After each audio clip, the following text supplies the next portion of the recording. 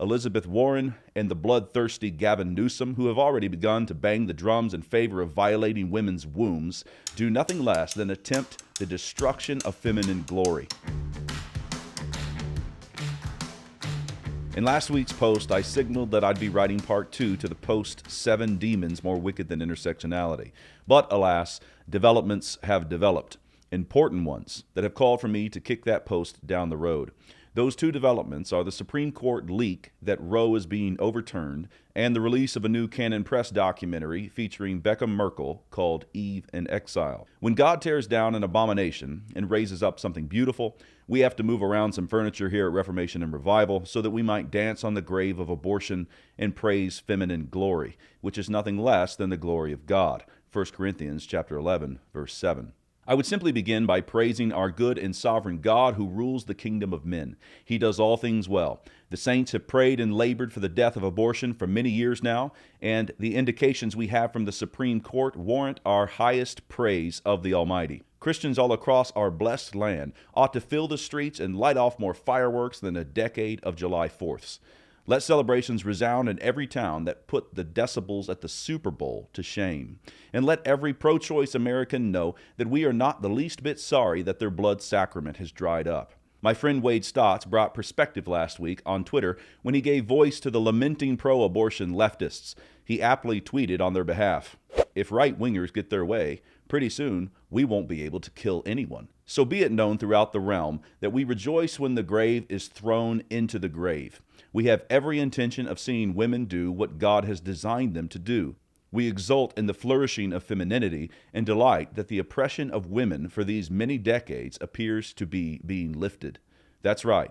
Make no mistake about it. Elizabeth Warren and the bloodthirsty Gavin Newsom, who have already begun to bang the drums in favor of violating women's wombs, do nothing less than attempt the destruction of feminine glory. Scripture says that woman is the glory of man, and man is the glory of God. Only our creature-worshiping culture could somehow turn that into a negative. Only our generation, which has been given up to a debased mind, would go to saying that the crown of the crown is a position of dishonor. Glory radiates, and only fools would go to saying something disdainful about the outermost rays of the sun. Perhaps next we could shame the color red for being the highest on the rainbow. The first woman sprang forth from the first man, and we have been springing forth from woman ever since. And we rejoice that this very spring we have received indication that many more image bearers will be springing forth from woman. Given this development of Roe's overturn, now would be a wonderful time to pick up a copy of Eve in Exile, the book. And while you read that book, you will want to subscribe to Canon Plus and watch the Eve in Exile documentary. Our first father hit the nail on the head when he called his wife Eve, for she was mother of all the living. Rebekah Merkle has fulfilled a similar role by writing a book that points to the path of life. It is fittingly subtitled, "And the Restoration of Femininity." If you are interested in putting the pieces back together, and that is exactly what you should be interested in doing at a time like this, then Eve, the book, and Eve, the documentary, are wonderful places to start. Becca details and corrects feminism in the first part of her book, and we sorely need this survey of the lay of the land.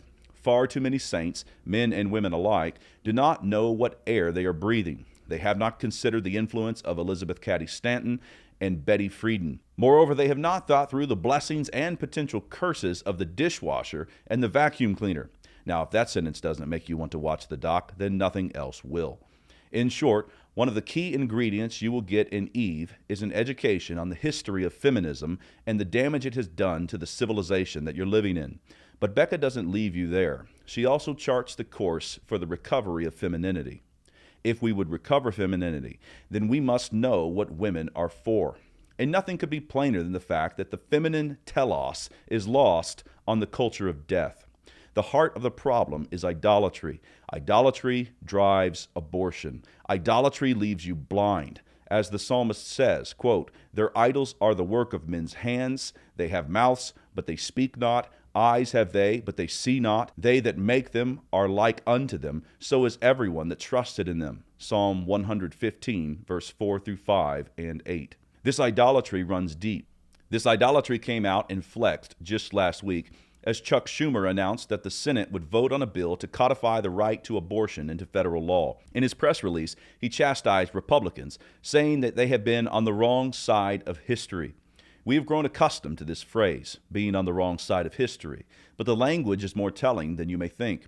Such terminology arises from the deification of history. Herbert Schlossberg has identified the idolatry of history in his book, Idols for Destruction. History becomes an idol when people refuse to see it as the arena in which providence and judgment meet the obedience or rebellion of man, and instead see it as the vehicle of salvation itself.